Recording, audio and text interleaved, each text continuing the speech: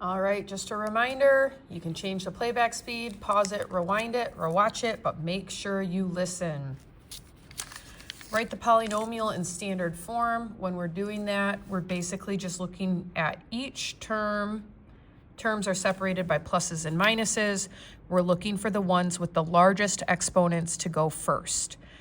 So this one has the largest exponent, so I'm going to write that one first. I'm going to take the term and the sign in front of it, so negative g to the third. The next largest exponent is to the second power.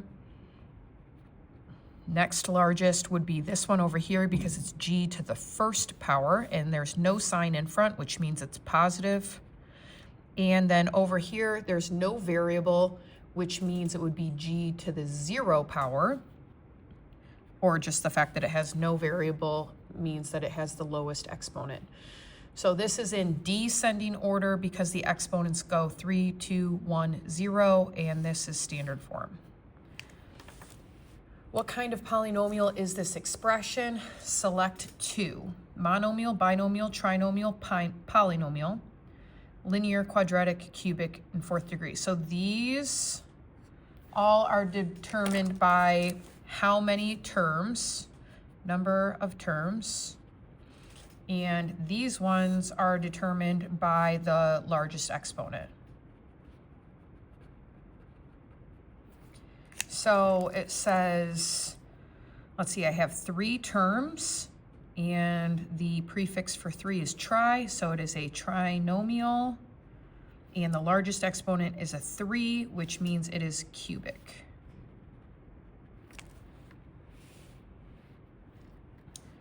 This one, again, has 3 terms, so it is a trinomial. The largest exponent is a 2, and therefore it is quadratic.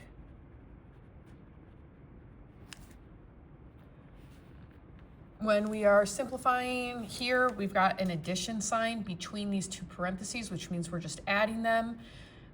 Since in front of this parenthesis is nothing, then that means I can just rewrite it exactly as I see it with no changes and ditch the parentheses. Same thing with this next one, because in front of it is a plus sign, which means that they're all just positive. And so I can rewrite them exactly as I see them. But now I need to combine my like terms. And I'm going to keep these in standard form, so I always start with whatever exponent is the largest exponent. Here, u to the third power can combine with u to the third power. So the variable and exponent will stay the same, but the coefficients will change. So this is 4 plus 6, which makes 10. So the coefficient changed, but the variable and exponent remains the same.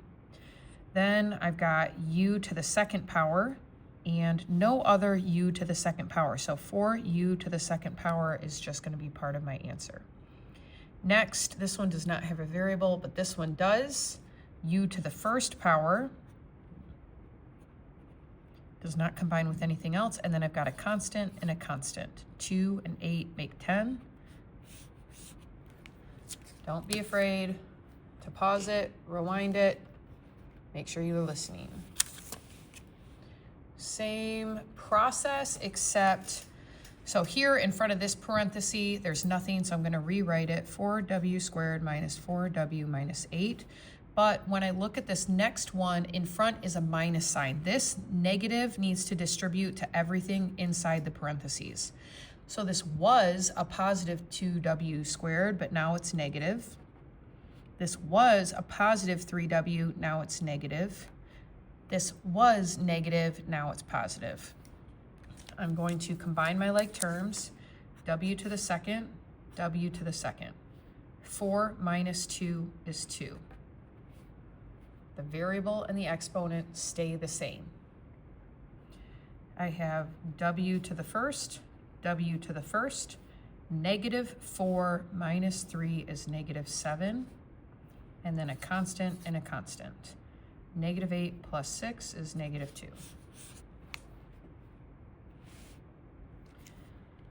More practice. There's nothing in front of this parenthesis. 3u to the third plus 7u squared plus 4. In front of this one is a plus sign, so it's just a positive that's distributing, so I can just leave everything as the sign I already see. So it was a negative 5u, it stays negative 5u. It was positive 3, it stays positive 3. And now I'm going to combine my like terms. My largest exponent, 3 and 3 make 6. U to the second, there's no other u to the second. U to the first, minus 5u to the first, and then a constant and a constant.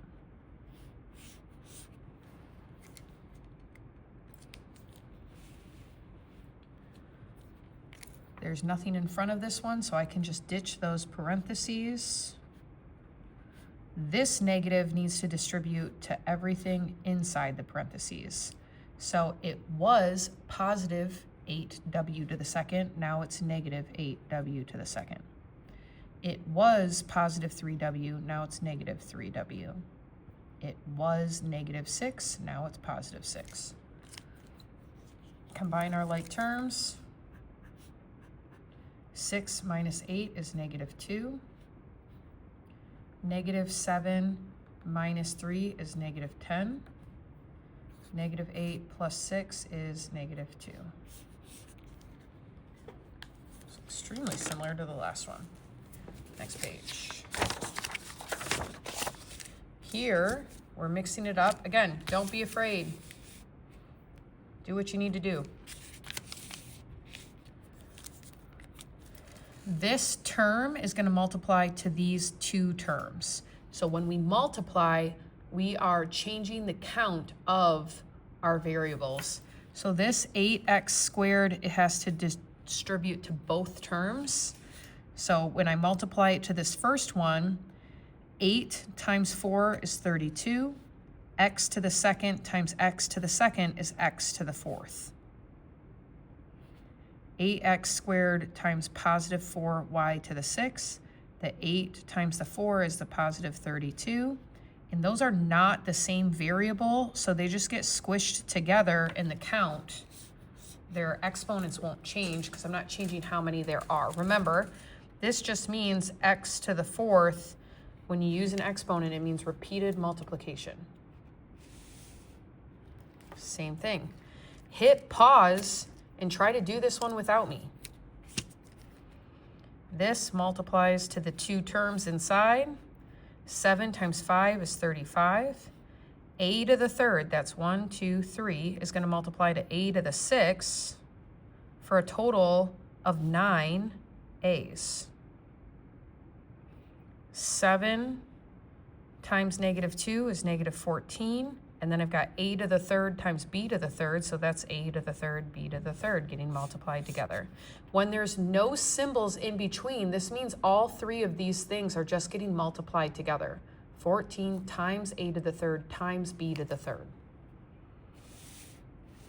Same thing, but now there's three terms that we have to distribute to. 8p times negative 3p squared. 8 times negative 3 is negative 24. P times p squared is p to the third. 8p times positive 6p. 8 times 6 is 48, positive, so I'm going to write a plus sign. P times p is p squared. 8p times negative 2 is negative 16p.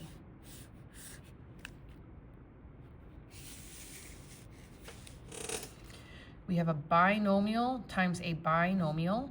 So each term in the first parenthesis has to distribute to each term in the second parenthesis. So 4x times 2x, 4 times 2 is 8, x times x is x squared. 4x times positive 5 is positive 20x.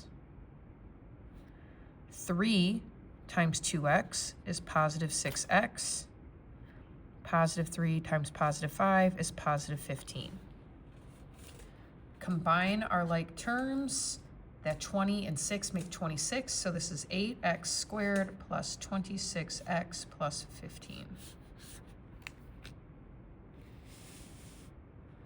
Same exact process, so go ahead and hit pause and try this one without me.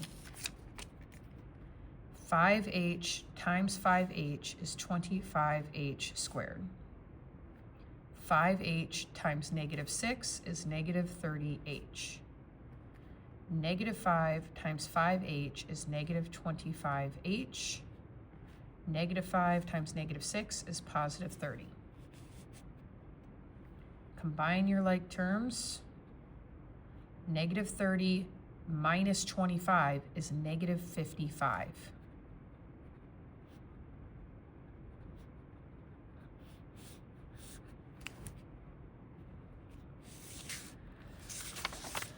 Hit pause and try this one without me. It's the same exact process, except now we have these two terms that have to distribute to all three of these. So 2k times 2k squared, 4k to the third. 2k times -4k, -8k squared. 2k times -3, -6k. But now I have to distribute the other term.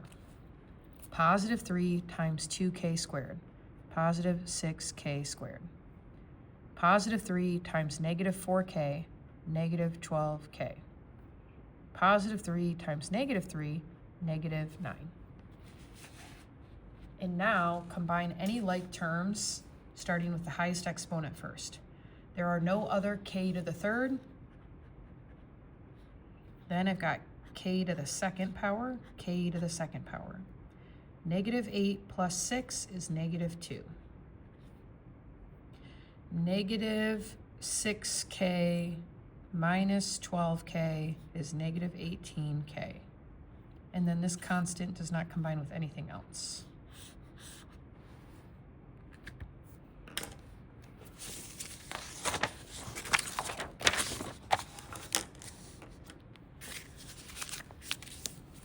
Same thing for this problem, but we have to remember that this just means that we have two sets of these parentheses.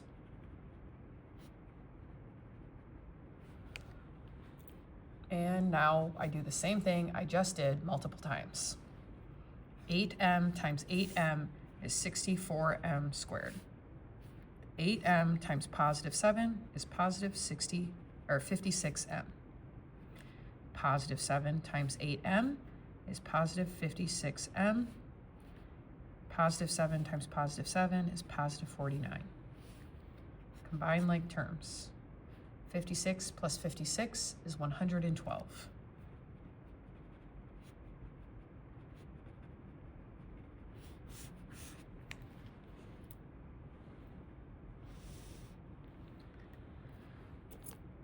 Hit pause.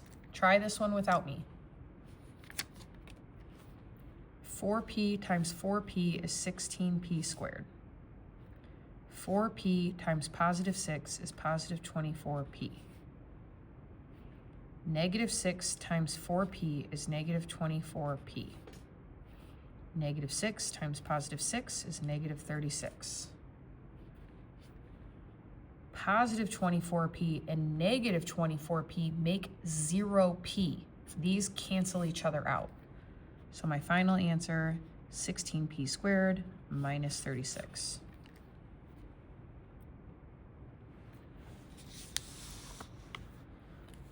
I'll save this one for the next video so I can do a bunch of the factoring ones together. Oh wait, I skipped number 60. Where are we at? I skipped number 66. Let's go to 66, because then the rest of them are factoring after this. 4m squared times 4m squared is 16m to the fourth. 4m squared times +5 is +20m squared. -5 times 4m squared is -20m squared. And -5 times +5 is -25. Combine our like terms, and again, a +20 and a -20 make 0. Those cancel each other out. I'm left with 16m to the fourth minus 25.